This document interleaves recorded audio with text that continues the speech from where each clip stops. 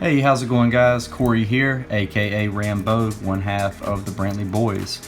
So I've been wanting to make a video on how to identify Shadowless starter decks from 1999.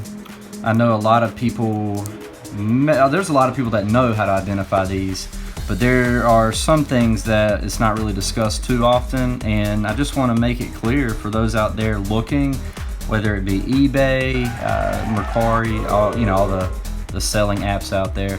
But I wanted to just take a moment to share with you what to look for. So right here I have a guaranteed Shadowless, and I say guaranteed, it does not have the gold strip, which it truly would be guaranteed at that point. The gold strip was the first print run Pokemon did back in 1999.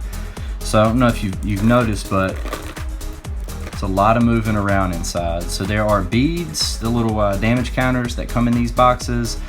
That's honestly, well, I'll go ahead and say that's the second sign that it will be a Shadowless deck. I'm going to slide this over. Here's the gold strip. So this is how you know for sure it's Shadowless. But I know the source of this one, it's a guarantee. But minus the gold strip, the beads, damage counters, whatever you want to call them, bouncing around in there. Okay, so number 3, I'll go ahead and go into number 3. So the energy's on the back. There's the array of the energy cards here, all 6. Back then they didn't have all the fairy and all the additional ones.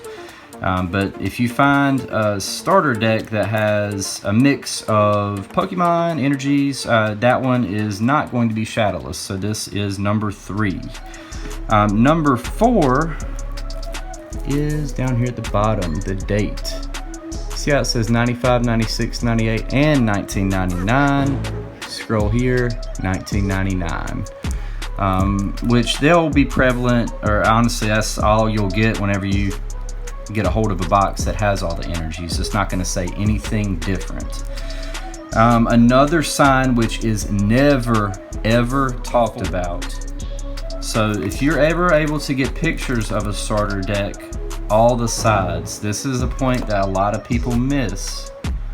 So this is very important. I'm not ranking these, but I'm just going through on key points. So if you make it to this, you'll really know that you have one. So this number here, Wizards of the Coast, WOC 06057. So there are decks out there that have the Diglett error, and they are almost identical. They do not have the damage counters floating around almost freely inside. In just a moment, I'm actually going to bring an open Shadowless deck that is identical to this one. It's already been opened. That way you can see all the inside, the contents, and how it's laid out. And then I feel as though the back is slightly different, the plastic. So this is, as mentioned, the gold strip. This is the clear strip, but it's in the same part of the box that the gold strip is. So there are some theme decks out there, starter decks, that the plastic is a bit different.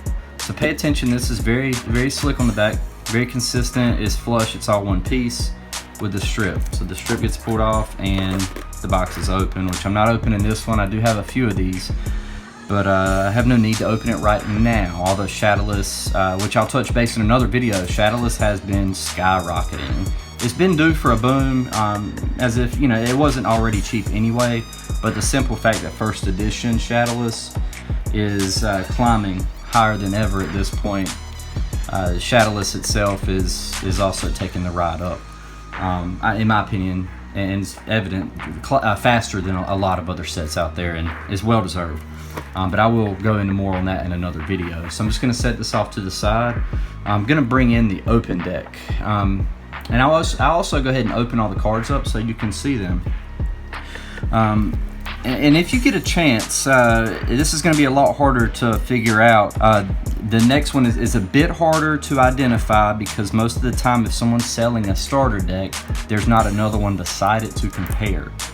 Are these energies? So they don't look like anything different. They are the energies. The Shadowless starter decks will indicate a lighter ink. Just the color of the ink is much lighter. It's very hard to determine that without comparing it, and I surely wish I had another one to kind of put beside it. Actually, 1 second. I'm gonna go grab it. Well, take that back. I couldn't find it fast enough, so no worries. But it may or may not even be that evident on a camera. But for the trained eye, it's definitely clear. But if you're ever looking, these energies here are much lighter on Shadowless. That's just kind of how it went. Set this to the side. I'm gonna go ahead and jump into this. So I've already taken the contents out, which I'll bring on camera here in a moment. But okay, so if you look on the inside, these damage counters are just freely roaming in the bottom. I mean, it's not throughout the whole box that they're able to roll around, but this is the pocket for the cards. And then that's the damage counter, little baggie there, along with the rules and all that.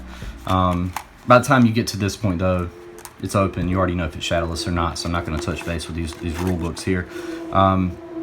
But going back to the sound of these damage counters, there are decks that have the energies on the back. As mentioned earlier, it's the Diglett error box. So in those boxes, the damage counters are actually wrapped. The decks, instead of divided in two, which I'll go ahead and bring that on camera now just so for reference. Shadowless right here. They're both inside the box at this point, right? So the ones that have all the energies on the back, but you don't hear the damage counters floating around, they're actually strapped in the decks here. That's actually in the Diglett Air deck.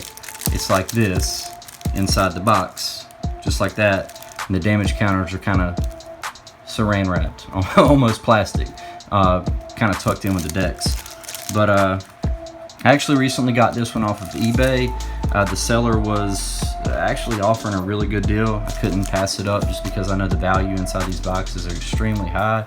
And kind of referencing that other video I was talking about, I'm going to mention why Shadowless, or why buying these are actually a good idea, and kind of just more dive into the more details of Shadowless right now. But the seller that I got it from had already graded the Machamp. It came back a 7. But in my opinion, and also the seller's opinion, it did not warrant a 7. Centering is kind of bad. It's not horrible, but it's definitely slid. So see how thick that blue border is right there? It's kind of thin down here. In my opinion, this should have got at the worst an 8, but honestly a 9. There's no edge wear, no scratching. Surface looks to be pretty good. So I'm gonna jump right into the actual contents of these. So the reason I buy these, and you'll see here in a moment, but the reason I buy them outside of just being awesome because they're Shadowless, and Shadowless base set is my absolute favorite. There's a few cards in here that fetch quite a bit of money at this point. All right, actually, I will stack it on top here. So we got energy retrieval. Let's see how the centering. So the centering looks good. Front and back. There's a tiny little white spot there. Overall, though, the cut is pretty solid. So you'll notice on these Shadowless trainers, you can't really see it a whole lot, but I mean, there is no shadow there. But the biggest thing down here at the bottom, see how it has the dates: 1995, 96, 98, 99. And it's definitely a lighter shade of ink. Gust of Wind, Bill, Growlithe. Wow, okay. So recently sold some Growlithe PSA 10 for $100, and I probably could get more now, but you know, keep the train rolling. That's what I always say: when I sell something, I regret it later. Got to keep the train rolling. Got to sell to be able to buy new inventory. But you see why this deck is just so awesome, and honestly the best value you can possibly buy right now with the conditions of the Pokemon market going up. But there's 4 Charmanders in here, guys. There are 4 Ponytas. Actually, is that? Yeah. Yep, there we go. And all these energies. So believe it or not, these energies sell for about $45 in PSA 10. So great deal there. Overall, this deck, if you can find them, Shadowless on eBay, you're probably, if it's guaranteed, you're probably going to be paying around $500 sealed. In this case here, it's almost a better bet because I paid much lower than that, guys, much lower. And it was kind of nice because the seller doesn't always know about the rattling of the damage counters. Sometimes it's kind of awkward to ask them about that. So the fact is, I was able to get a couple $100 off of this deck, and Machamp's already graded. Well deserving of an 8 or 9, probably a 9. So that's you know, my opinion, a win right there. And then all these. So I'll jump into the second one. But those Charmanders, y'all, kind of going back to those Charmanders in this deck.